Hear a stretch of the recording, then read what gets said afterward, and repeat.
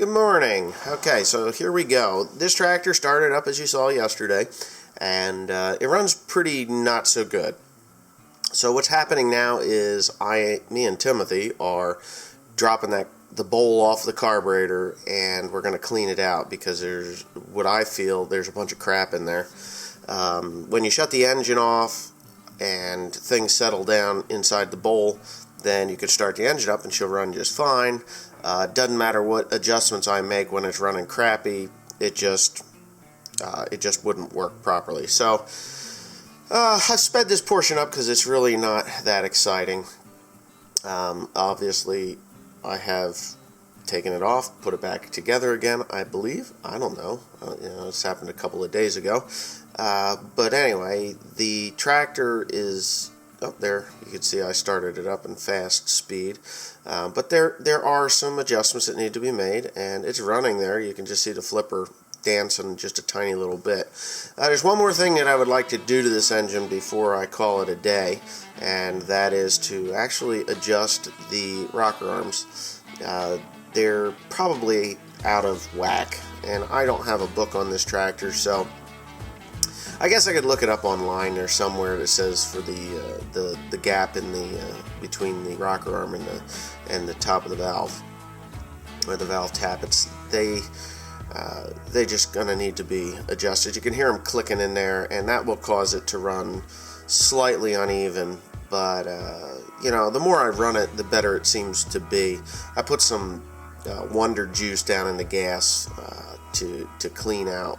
It's good for valves and cylinders and carburetors. And honestly, when I got that carburetor all apart, and it was full of crap. There was just a bunch of flaky crap in there. And no matter what you do to try and clean that out, it doesn't matter if you use a gum cutter or any of these other products to clean those bowls out with.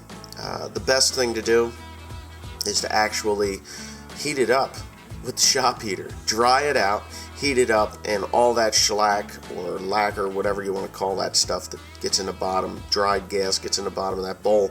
You heat it up, it'll become crispy critter. It'll flake right out with a screwdriver or some other picking tool, and that's that. So anyways, hope you enjoyed.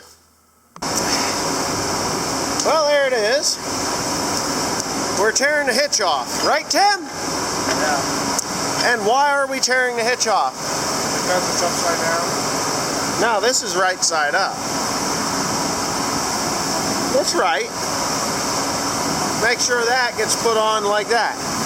Alright, so this hitch assembly, or this hitch mount, has been broken and re-welded, and I just don't feel comfortable leaving it like that. So what I have, that thing's set up higher than what this one was. That had the hitch much lower. Well, it doesn't really matter to me. I'm going to put it on. Anyway, we're not going to use the hitch part of it because we're going to use this one. This is the original hitch, and the reason we're going to use the original hitch, you're going to probably need to heat that up, or you're going to have to heat that up there. Little yellow torch on that up there, and this will work again. We're going to keep this hitch for a couple of reasons. This is a swinging hitch. As you can see, we've doubled it up. It was doubled up many years ago, and they also doubled this one up. Apparently at some point someone decided that was getting weak and it wasn't strong enough. I would have to think it had something to do with a tractor pull, and I'm sure I can ask my father and he'll tell me that that's the truth, that after a tractor pull that was bent, and this was bent also, or broken. It's not broken there, but all they did, it was quite simple, all they did was take an old hitch off, torch the end off, and put it on there. Now this tractor has had so much use and so much wear that they pulled the end out of that drawbar. I do not have a spare drawbar, so I have to deal with this, which is fine because we're not pulling anything major or heavy or anything. And my nephew, who just had gas splashed up his ass end because of Timothy, right, Tim? Yeah, Timothy put a bucket of gas and Cody kneeled down and kneeled right onto it with his ass, and it shot up his backside, ruined his coat and his pants. He started hopping around here like a jumping jack because his ass was on fire. It wasn't burning, but gasoline on your skin is not good. So anyway, so that's what we're doing. We're putting the hitch on. The radiator actually has a hole in it, and I've heated it up and put this stuff called K-Seal in. And K-Seal needs heat, but in order to work properly, so we got a little bit of steam going on there. I'll start the tractor up real quick so that you can see that she runs. You already know that it runs. And I know there's a lot of guys out there like, oh God, you got to put a 12-volt battery in that. Well, not really. It smokes like a bitch, though. I don't think it's anything to do with burning oil. I think it's just that the thing hasn't run in 30 years, and I dumped a lot of oil in the top of those pistons. This has a Super M kit in it, and she purrs like a kitten. It really does. It has a Super M kit in it, which has those high dome pistons, and I think they're holding the oil, and I haven't gotten this machine hot enough, or this tractor hot enough to actually burn that out. We're going to change the brakes. I have new brakes over there, so I'm going to change these brake bands out, and when I get done with that, then we're going to take her for a ride up and down the hill. I just don't feel comfortable on this tractor on the hill unless I've got a nice set of brakes, and I got to have good brakes. So my grandmother knows that this is running. She hasn't seen it yet. Not that I know of anyway, but she'll see it before Christmas. It is, you know, right now it's presentable. It just has to have all the little quirks and pieces that were broken when we actually stopped using it. That all needs to be repaired. Like the hinge, like the brakes, and all that other funny stuff. Someone said that they were delivering or sending me a set of lights, which I appreciate very, very much because I've got the mounts and everything for them. Even this part here, I've even got the little wire that goes to this light right here. This is not the proper one because there's supposed to be a little red light in it, but I don't have that. But everything runs really, really well. Tractor starts right up.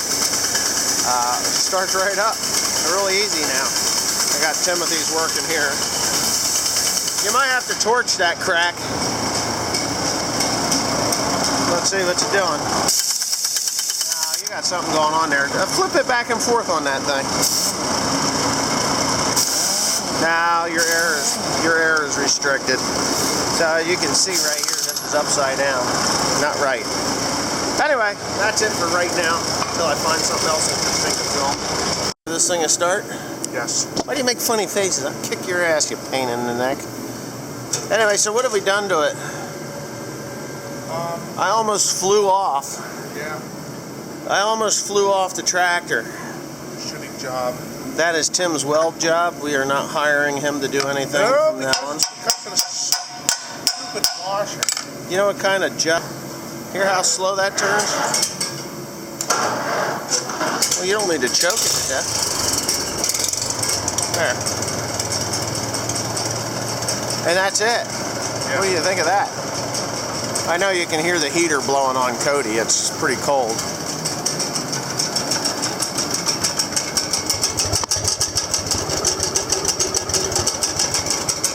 And that's... Yeah. What, did you mess with it? No, I pulled down the throttle a little bit. Well, yeah, it's all the way down. It's as quiet, as slow as it'll go. You killed it.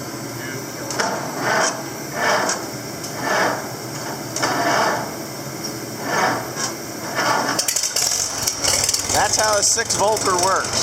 Yeah. He's a bit rich.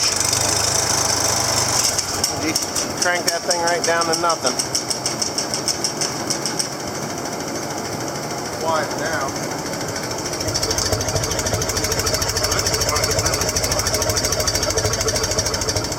Oh. Yeah. running.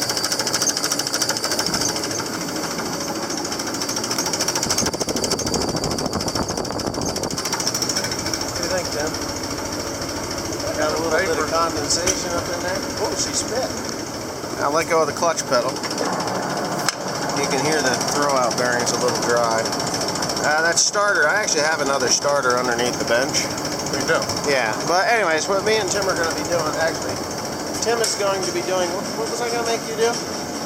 Why the front Oh, very broad, because of the seat trying to kill me. Okay, what happened is the, you can go ahead and bolt that thing back down. These bolts, there's a rod that goes in the center here, in here, okay, and then you have these couple of bolts that go in there to hold the seat together, and then there's a couple of rubber bushings that belong in there. Well, unfortunately for me, the rod that goes in the center there rusted off at the threads, and this seat came undone. If it wasn't for the shock absorber holding it on, which that wasn't by much, I ended up off the side, almost onto the tire when I came around the corner. Yes, around the corner. I had driven this tractor outside. She's ready to go. My grandmother has not seen it yet, that I know of anyway.